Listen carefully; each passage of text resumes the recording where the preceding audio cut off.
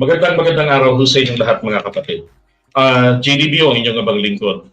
So, eto si VP Sara, meron tong sinabi na napakasakit para sa mga Marcos loyalists at para siyempre din sa pamilya ng Marcos.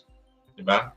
Yung grabing pang-iinsulto niya, sabi ko nga, yung maisip mo, lalo na kung gagawin mo pa o pagplanuhan mo, no, papaano mo huhukayin yung bangkay ng isang namayapa, lalo nire-respeto ng maraming Pilipino. Bagamat may mga kumukontra rin at may lumilibak.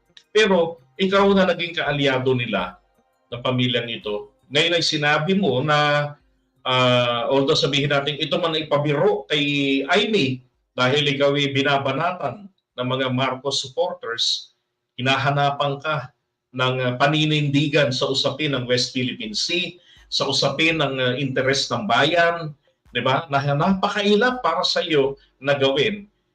Sinabi niya po na one of these days pupunta siya at huhukayin niya at si Apolacay at itatapo niya sa West Philippine Sea pag hindi nagsitigil sa pag-atake sa kanya. Ito naman si Baste ay salita rin palang binitawan na sinasabi nga kapag siya ay naging DND Secretary, coming 2028 yan, o kung maagaw nila ang kapangyarihan kay PBBM at gawin siya ni Sara na DND Secretary at aprubahan ng mga senador, my goodness, at ng mga kongresista sa COA, sa CA, diba, Commissioner Appointment, at maging DND Secretary, dudurugin niya ang Ilocos Norte. Mga kapatid, dapat po ay maglabas po ang magkapatid na ito ng public apology. Talagang yung mararamdaman ang sinseridad. Kung talagang hangad po nila ay pagkakaisa ng bayan. Sapagkat ang ininsulto po nila, hindi lamang po kalaban nila sa politika. Bagkos, yun pong milyon-milyon na mga supporters po ni Apolacay, ang mga loyalista. At ganun din ang mga Ilocano, di ba?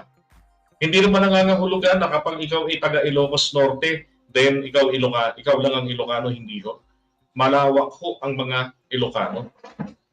Grabe ang pang-iinsulto ng magkapatid na to. At hindi nyo po dapat yan palagpasin.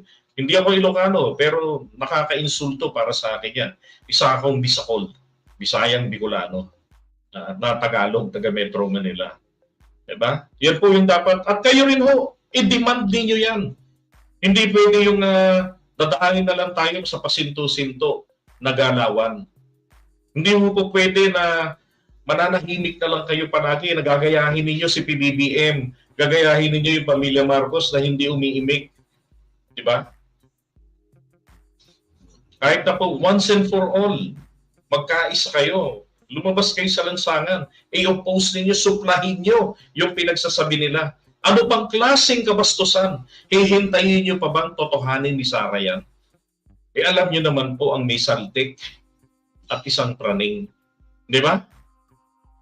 Yun po yung aking panawagan po sa inyo na i-demand ninyo ang public apology sa magkapatid na yan. Sapagkat kailangan nilang maramdaman ang yumukod at ang mapahiya.